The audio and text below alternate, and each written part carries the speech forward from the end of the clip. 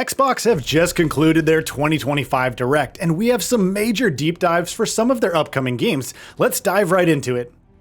South of Midnight will release on April 8th. South of Midnight was one of several titles to take the proverbial stage at Microsoft's Xbox Developer Direct presentation, showcasing new gameplay footage and finally announcing an exact release date.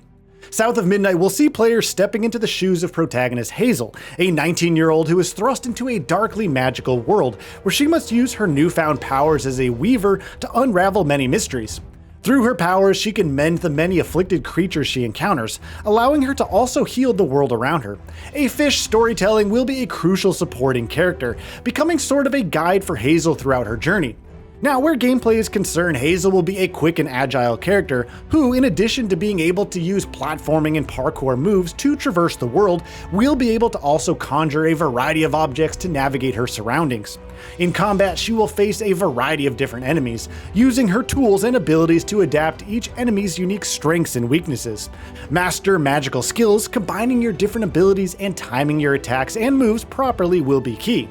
New moves will be unlocked throughout the experience, courtesy of the game's progression mechanics as well. South of Midnight will see players exploring a number of different locations. Across varied biomes, Hazel will find echoes that will reveal more about the creatures that will serve as her primary targets. After learning more about how tragedies led them to their current corrupted states, at the end of each level you'll take them on in large-scale boss battles. Each creature is inspired by southern folklore. South of Midnight launches on April 8th for Xbox Series X and S, PC, and Game Pass. I'm just saying. Hazel, please. We might need some help. I might need some help. While you're out helping everybody else. Hazel! Clair Obscur Expedition 33 launches on April 24th. Clair Obscur Expedition 33 has turned heads each time it has been shown off, and the RPG impressed once again with its newest showing at the recent Xbox Developer Direct showcase.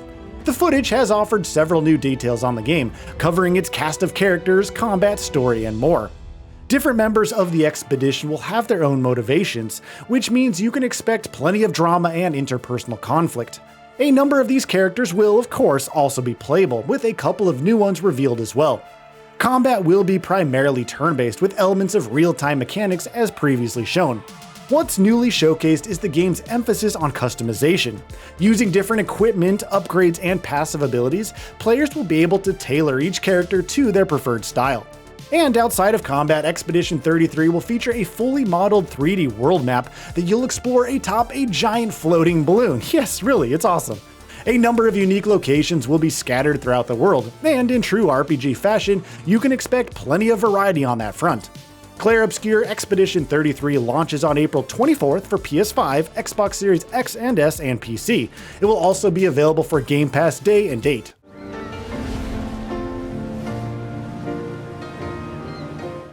Ninja Gaiden 4 announced, launches in fall 2025. Ninja Gaiden is officially getting a new mainline title. After a new entry in a legendary Japanese franchise was rumored for the show, Team Ninja and Platinum Games announced Ninja Gaiden 4. It's out in fall 2025 for Xbox Series X and S, PS5, and PC alongside Game Pass. Now, the story focuses on Tokyo, wreaked by the remaining husk of the Dark Dragon and the Endless Rain. It's up to new protagonist Yakumo from the Raven Clan to end the suffering. Of course, Ryu Hayabusa returns, playing a pivotal role and clashing with Yakumo, which makes sense given their clans are rivals. Retaining the series' signature high-speed combat, Ninja Gaiden 4 offers enhanced verticality with wall running, wall jumping, and even grappling. You can also look forward to the return of obliteration and ultimate techniques. Speaking to Xbox Wire, Platinum Games' director and producer Yuji Nakao revealed that the title is currently 70 to 80% complete, with the team entering the polishing phase. We'll continue to work closely with Team Ninja, ensuring every detail meets the expectations of fans. More details will be revealed to help players understand just how fun and exciting this game is, so stay tuned. Interestingly, there may be a chance for hands-on time gameplay before launch. Team Ninja head Fumihiko Yasuda said the team is looking into ways to give you opportunities to get hands-on experience. A pre-release demo be far-fetched, Nioh 1, Nioh 2, and Wolong Fallen Dynasty all received the same. Rise of the Ronin also received a demo, though that was post-launch. The abandoned Tokyo continues its struggle against chaos to this day. Infiltrated the facility. Ninja Gaiden 2 Black is out today for Xbox Series X and S, PC, and PS5. Ninja Gaiden 4 is official, but if you can't wait until it launches, there's some good news. Ninja Gaiden 2 Black is available today for Xbox Series X and S, PS5, and PC alongside Game Pass. The idea for the Unreal Engine 5 remaster emerged due to feedback from the Ninja Gaiden Master Collection, with fans wanting to experience the original. Team Ninja head Fumihiko Yasuda affirmed to Xbox Wire that the remaster is crafted to satisfy both those who played the original and newcomers discovering it as a current generation action game.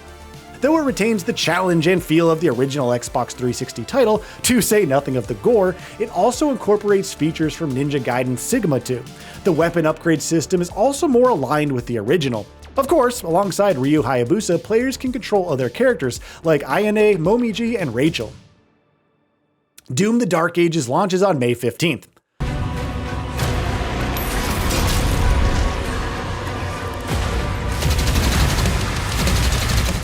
Doom: The Dark Ages grabbed the spotlight during Microsoft's Xbox Developer Direct, to no one's surprise. The developer showcased an extensive new look at its upcoming first-person shooter, and it's looking like another exciting evolution of the franchise. The biggest change from past installments is that Doom: The Dark Ages is ostensibly a semi-open world title. Director Hugo Martin describes it as the largest play space ever in a Doom game. Players will discover secret caves and dungeon-like mines in search of vital resources. You control the pace of the game, where you go, who you fight, and the objectives you pursue. It's a Doom sandbox full of war and riches, Martin says.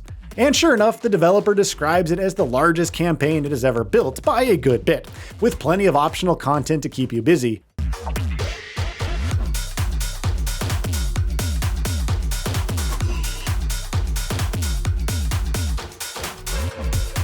Doom: The Dark Ages is also touting a new style of combat, swapping Eternal's jump and shoot style with a focus on standing your ground and aggressively fighting enemies, in line with the medieval setting and the theme of the prequel.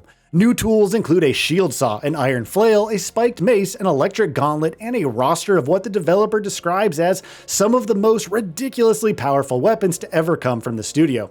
Glory kills have also been changed and are now completely unsynced. Players can also look forward to fully fleshed out gameplay sections centered on piloting an Altan mech, or a cybernetic dragon capable of breathing fire and firing Gatling guns. New difficulty options have also been added in, including multiple new sliders, with the developer describing the game as the perfect entry point for newcomers. Doom: The Dark Ages will also feature a big summer blockbuster story, according to the developer, with a new approach to storytelling.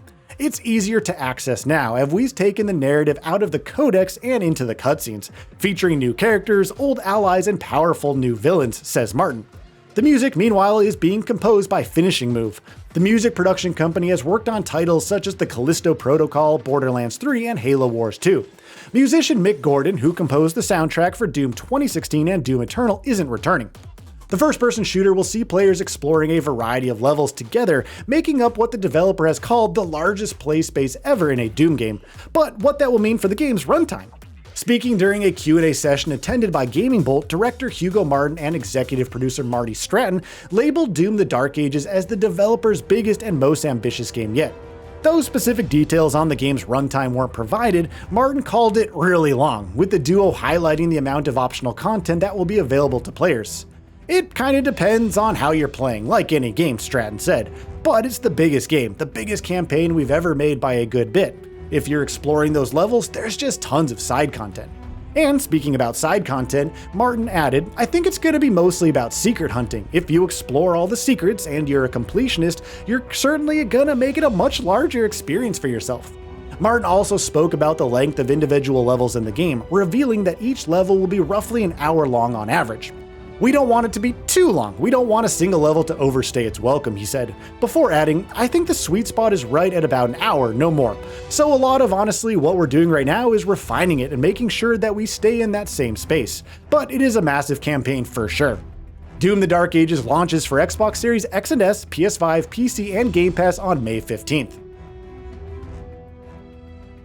So, what are your thoughts on this? Go ahead and share them in the comments below. And if you like this video, please subscribe to the channel and enable all notifications by clicking the bell icon to get new video updates. We upload every day and would really appreciate your support. Thanks for watching.